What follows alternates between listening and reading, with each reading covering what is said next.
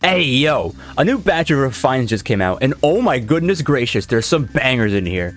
My personal favorite of the bunch is legendary Eliwood, who gives the ally on his team with the highest attack, +6 attack, speed, and defense, bonus doubler, no panic, and Canto 1. This alone will make a weak unit strong, a strong unit stronger, and a meta unit absolutely insane, bonkers, wacko crazy. But don't forget, Eliwood gives all of these effects to himself as well. So now when combined with his weapon refine, Eliwood has a bunch of stats, and I mean a bunch. Canto 1, true damage based on his foe's defense, and he neutralizes his foe's bonuses. This is practically everything a player phase melee cav could ask for, except for no follow-up, which thankfully he has in his B skill thanks to his remix.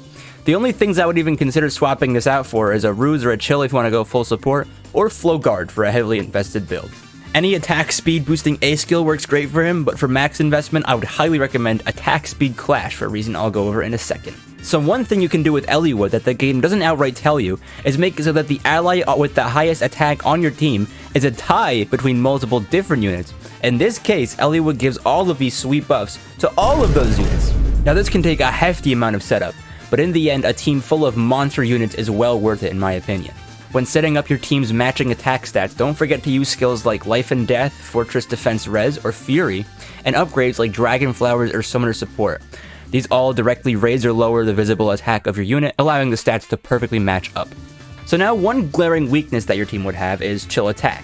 This skill inflicts -7 attack on the unit with the highest attack on the enemy team, and since all your units in this case would have the highest attack, they would all get inflicted by it. I can only imagine this skill will get even more prominent as people use Eliwood to his full potential. You can get around this, however. If Eliwood himself has the highest attack on your team, he still gives the buffs to everyone else, as the weapon description says, but he is the one absorbing the chill attack.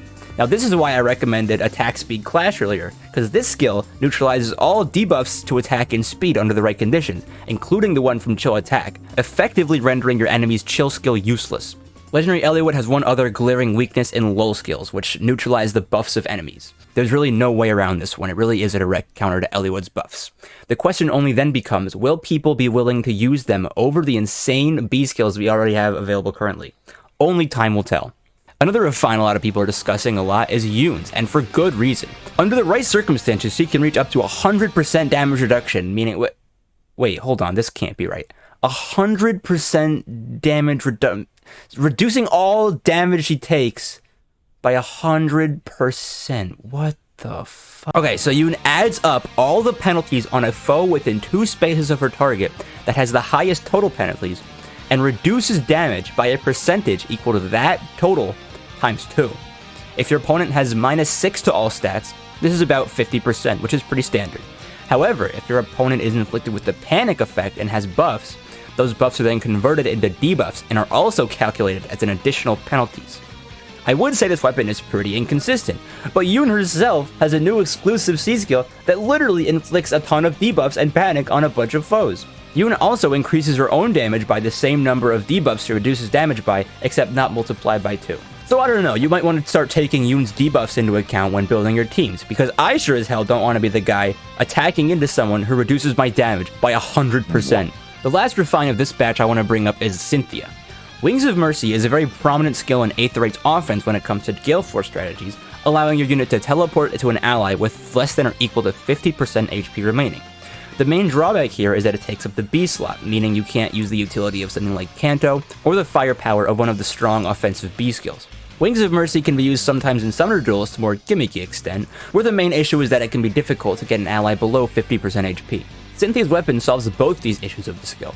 It's effectively Wings of Mercy in the weapon slot that allows you to teleport to allies with less than or equal to 80% remaining HP instead of 50. 80% of a unit's HP can sometimes just mean the recoil damage they take from a couple skills like Fury, making Cynthia a way more consistent Wings of Mercy option than many others in both 8th Rate's offense and summoner duels. She gives herself a ton of stats by default, even more stats if you move far with her, which shouldn't be hard since she can teleport, and even more stats if she has any penalties, reversing them into bonuses. And that's about all the refines I wanted to cover. The rest either aren't doing anything too entirely new and exciting, or are Python. If you're seeing this video around the time it releases, I'll be live very soon right here on YouTube doing some Summoner Duels matches against you with my very own +10 Legendary Eliwood that I accidentally got while trying to +10 Sothis forever ago. So make sure you subscribe so you don't miss it. And of course, thanks for watching.